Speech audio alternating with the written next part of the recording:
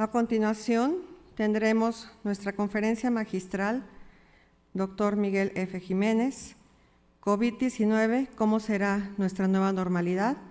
Esta será dirigida por el doctor Alejandro Ernesto Macías Hernández, quien es profesor de la División de Ciencias de Salud en el Campus León y ha sido reconocido hace poco por el Premio Estatal de Ciencias Alfredo Dugués, el cual se otorga a quienes, por su acción, producción o trabajo docente o de investigación, han contribuido a enriquecer el acervo científico o tecnológico del Estado de Guanajuato. El doctor Macías es un gran conocedor, un gran infectólogo, quien estuvo a cargo también del combate a la influenza H1N1 en México y actualmente es un referente de información relacionado con la pandemia de la COVID-19. Muchas gracias, doctor Macías, por aceptar la invitación. Adelante. Muchas gracias.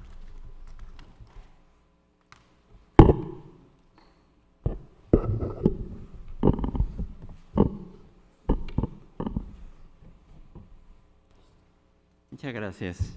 Distinguidos miembros de la mesa directiva, invitados de honor, académicos honorarios, presidentes de departamento, académicos que alcanzan la titularidad y académicos de nuevo ingreso, me siento muy honrado de presentar esta conferencia magistral del doctor Miguel Jiménez. Lo que trata es de cómo será nuestra nueva normalidad. Ya se ha dicho que es difícil predecir, sobre todo si se trata de predecir el futuro. Inevitablemente algunas cosas tendrán algún juicio de valor de lo que yo pienso, pero algunas tendrán más seguridad que otras. Por ejemplo, yo creo que en el futuro, a consecuencia de esto, habremos de sustentar mejor nuestros manejos. Ya la gente es consciente de que hay evidencias de algunas cosas, de que eso de soltarle a la gente corticosteroides, acitromicina, ivermectina, ceftriaxona intramuscular, colchicina, vitaminas, eso ha costado vidas. Y creo que en el futuro vamos a tener que analizar mucho mejor las cosas. Creo que lo estamos viendo. Por ejemplo, las dificultades para analizar qué funciona en COVID-19. Este es solamente un metaanálisis que tiene que analizar todo esto que decíamos, pero además en conjunto, para concluir que la verdad, lo que vean aquí en verde, es lo que funciona y son muy pocas cosas. Lo que funciona es el buen cuidado del paciente, la oxigenación temprana, por ejemplo, que no lo llenes de medicamentos y que permitas que la hipoxia haga su mal trabajo. Eso funciona entonces lo mismo de siempre, cuídalo desde un principio. Y vamos a aprender que no debemos tolerar tanto la hipoxemia. Frecuentemente tenemos pacientes que los mandamos a su casa con 70, 80%, 85%. De hecho, en un principio todos cometimos el error de decirle a la gente, no venga, quédese en su casa. Quédese en su casa, que se sienta mal y entonces sí ya viene. Aprendimos que la hipoxia tiene efectos deleterios intensos. Produce muerte celular, liberación de mediadores bioquímicos, permeabilidad vascular, se inundan los pulmones. Cuando tú tienes un paciente 3, 4, 5 días en su casa, respirando a 70, 80%, cuando ya se siente muy mal, la deuda de oxígeno, las alteraciones que tiene ya ese paciente son tales que llega al hospital y es muy difícil ya sacarlo vivo. Yo utilizo para eso un término de la aviación que digo que el paciente ya va en barrena, ya difícilmente lo sacas. Y eso tiene que ver también con el problema ancestral de México de un mal primer nivel de atención, que eso será alguna de las cosas que tendremos que mejorar. Creo que sí podemos concluir, por ejemplo, que se parece mucho en la filosofía del primer nivel el paciente con COVID. En los pacientes con diarrea, todo el mundo te puede decir que lo fundamental es la hidratación, no los antibióticos, no los medicamentos. Pues no es diferente, en los pacientes con COVID lo determinante es la oxigenación, no los medicamentos, por lo menos en el primer nivel de atención. La oxigenación es para el paciente con COVID, lo que la hidratación es para los pacientes con diarrea. Yo creo que eso tendremos que aprenderlo, tendrá que estar en nuestras conductas del futuro. Creo que vamos a comprender mejor modelos de enfermedades como el síndrome de fatiga crónica, la fibromialgia. Si creíamos tener muchos pacientes psicosomáticos, que es que les llamamos psicosomáticos, No hemos visto nada, porque ahora vamos a ver 2 veces más. Todas las secuelas que va a dejar el COVID es un buen modelo de este paciente con fibromialgia o síndrome de fatiga crónica, que es un poco una caja de desastre, donde ponemos lo que ya no podemos explicar. Las disautonomías, un dolor, pero suele venir después de una enfermedad. La gente dice, yo estaba bien hasta tal fecha. Parece que hay enfermedades desencadenantes. Se le ha echado la culpa a la brucelosis un tiempo, al virus del Epstein-Barr otro tiempo. Ha habido sus favoritos. El diagnóstico es clínico, el dolor, los 18 puntos de presión, que bien puede ser 50, son completamente arbitrarios. No existe un manejo específico y se traslapa mucho eso con el síndrome de fatiga crónica. Pero es que aquí con el COVID vamos a tener un modelo perfecto. Sabemos que una buena parte viene la enfermedad aguda, pero algunos crónicamente van a tener todo eso: fatiga, dificultad para respirar, dolores musculares, dificultad para concentrarse, dolores de pecho, alteraciones de la coagulación. Es un modelo de fatiga crónica. Vamos a tener un modelo de fatiga crónica. De hecho, recientemente, aquí ven la publicación que acaba de salir en estos días, se ha relacionado la fatiga, por lo menos del paciente con COVID, con la persistencia de la proteína S1 en las células presentadoras de antígeno más allá de 6 meses. Puede ser que sea simple y sencillamente el antígeno persistentemente en las células presentadoras de antígeno o en los monocitos, como dice esta publicación que salió en estos últimos días, es del doctor Bruce Patterson. De los mecanismos de transmisión creo que tendremos que aprender que vamos a cuidar mejor el aire que respiramos. Siempre le hemos echado la culpa a muchas cosas. De hecho, cuando alguien está en un ambiente encerrado y tiene que salir, le decimos, cuídate, no salgas hacia el fresco porque no está bien eso, te puede dar un aire. Bueno, no hay nada mejor que el aire, porque hay muchos estudios como estos de brotes que muestran, por ejemplo, este es un call center, piso 11, cómo se enfermaron el 50% de la gente allí. No tengo la cifra exacta, no la recuerdo, pero mucha gente se enfermó sin siquiera estar en contacto cercano unos con otros. ¿Cuál era la explicación? Esto viene por el aire. Aquí nos podemos infectar si no hay una buena ventilación. Y un solo portador que tenga una excreción masiva de virus es capaz de infectar a decenas de personas. Vamos a tener que cuidar eso. Miren, en este brote, por ejemplo, aquí en amarillo, había infectados en el piso 10 y en el piso 9, y estamos seguros de que fue el origen, porque en ese momento todavía no empezaba la epidemia en Corea, que es donde se estudió este brote. Así pueden encontrar múltiples brotes, y es lo que has dejado claro, que esto se respira. Por ejemplo, en el metro, si leemos con un medidor de CO2, pueden alcanzarse lecturas de CO2 cercanas a 2000. Se estima que en exteriores es de 400 y en interiores en general no hay que pasar de 700. En el metro andamos en 1000.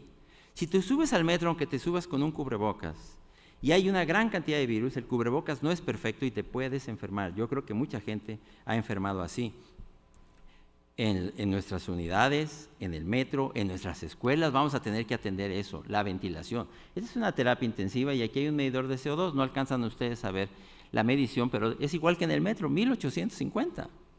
Entras por una cosa y te enfermas de otra. No te extrañe que entras de una cosa y te enfermas de influenza en el hospital, sobre todo si no está bien ventilado. Vamos a tener que atender más, no solo los equipos de protección personal como el cubrebocas, sino la ventilación de los espacios cerrados, porque no vamos a poder tener toda la vida hospitales COVID y hospitales no COVID. Yo recuerdo cuando teníamos los pacientes con SIDA de un lado y los pacientes sin SIDA del otro lado. Eso no va a poder ser. Les vamos a tener que ofrecer la misma seguridad a todos, la misma ventilación a todos.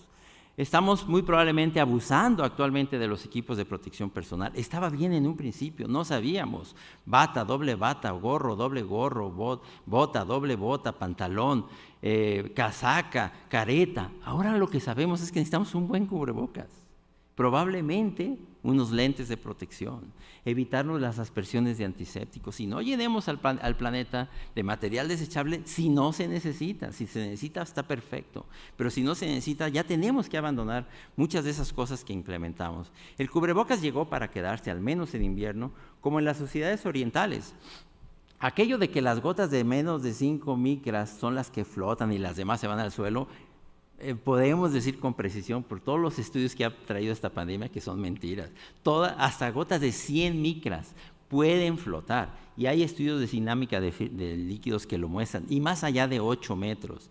Hay sitios de internet que les muestran los experimentos, gotas donde no hay buena ventilación, gotas de 100 micras flotando. Entonces, hay que entender que aquello de el límite de las 5 micras era completamente falaz, y que ahora vamos a depender, en situaciones donde no hay buena ventilación, también del cubrebocas, pero de este efecto que se conoce como mascarilla a tiempo. El cubrebocas no es 100% eficaz, te reduce el número de virus, de patógenos que vas a respirar, pero no es perfecto. Si estás respirando en un ambiente muchísimos virus, aún con cubrebocas te puedes infectar. Entonces, tan importante como el cubrebocas, o más importante que el cubrebocas, será la ventilación de los espacios cerrados. Y el entender que las enfermedades respiratorias, por lo menos, no se adquieren como el toque del rey Midas, que respiras un virus y ya te infectaste. No, necesitas respirar un número de virus y los vas a respirar en un tiempo. A lo mejor unos a las 10 de la mañana, otros a la 1 de la tarde, a las 3 de la tarde.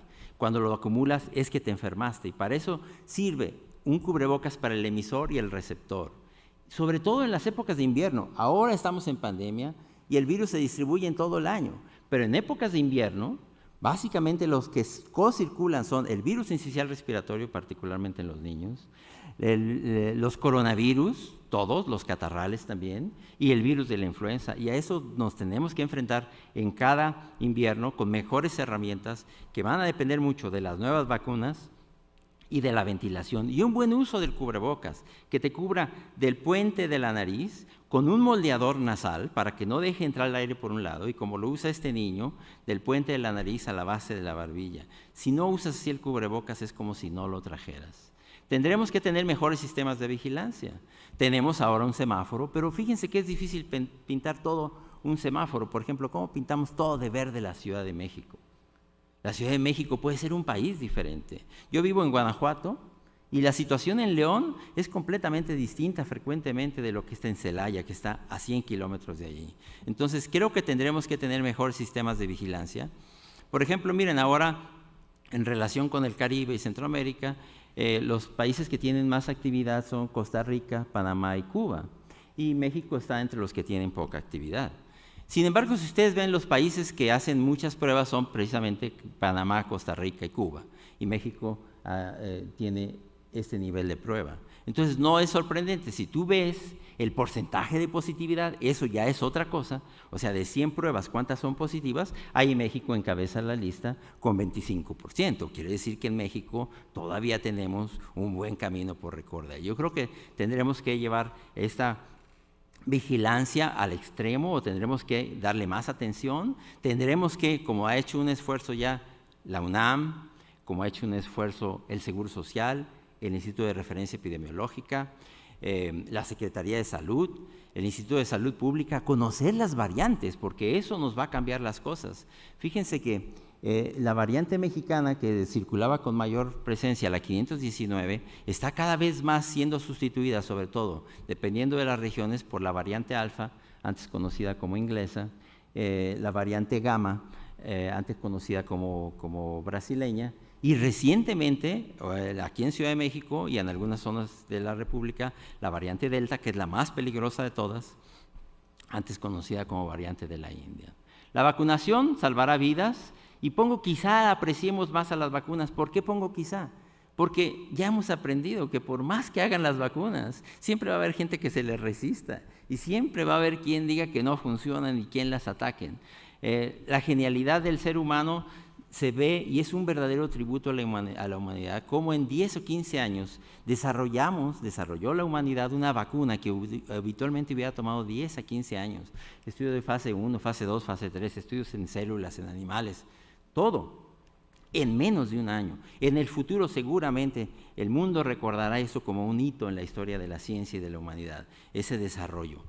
Y vamos a tener vacunas, seguramente. Las nuevas vacunas que tenemos son extraordinarias. Vamos a tener vacunas para lo que menos nos imaginamos. Probablemente vamos a tener vacunas para el cáncer, vacunas para cosas como la tuberculosis, que nos ha costado tanto trabajo, para el paludismo. A lo mejor vamos a tener una vacuna universal de influenza. A lo mejor vamos a tener una vacuna universal de coronavirus, sobre todo con las nuevas estrategias del ARN mensajero.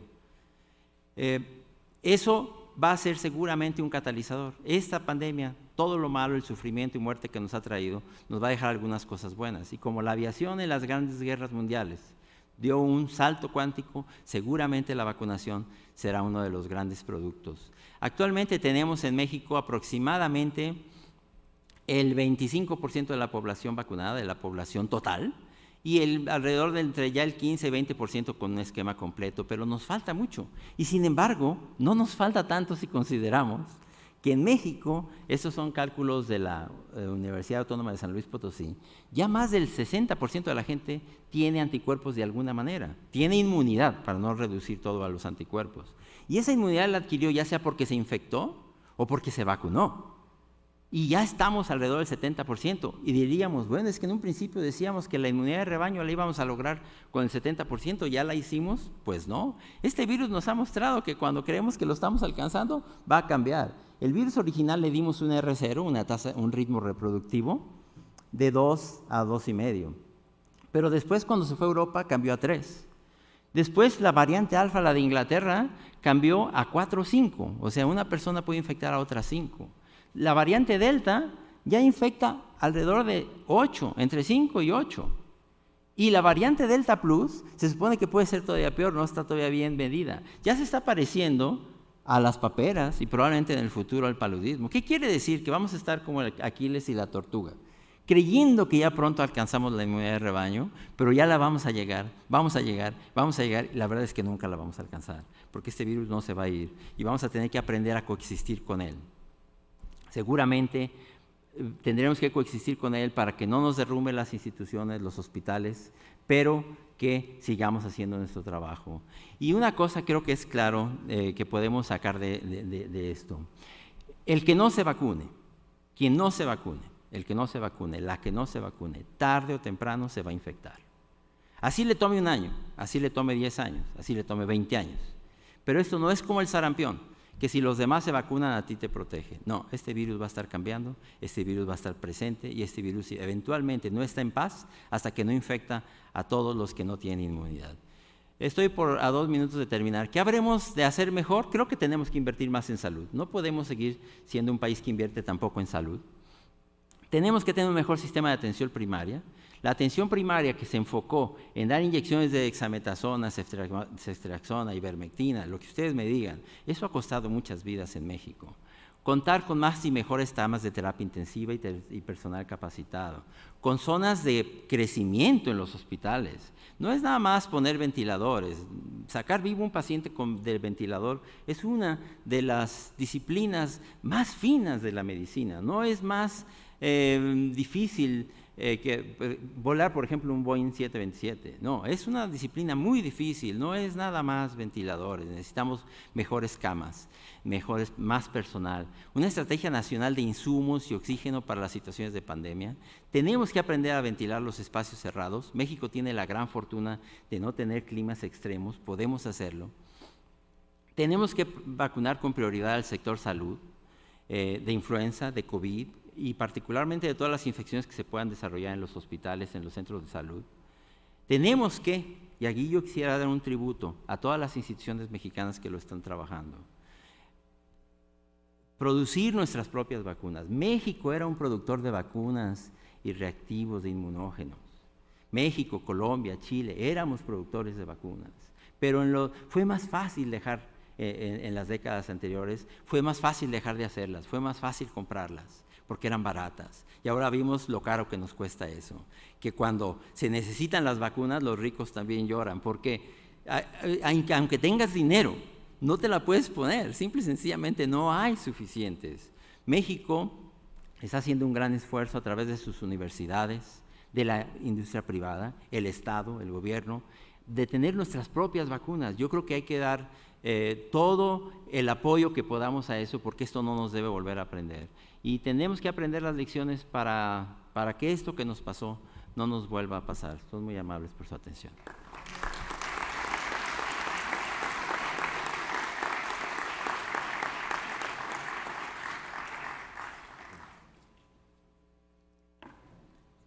le pedimos al doctor Macías sea tan amable de recoger su reconocimiento por el haber presentado esta magnífica conferencia magistral, doctor Manuel F. Jiménez.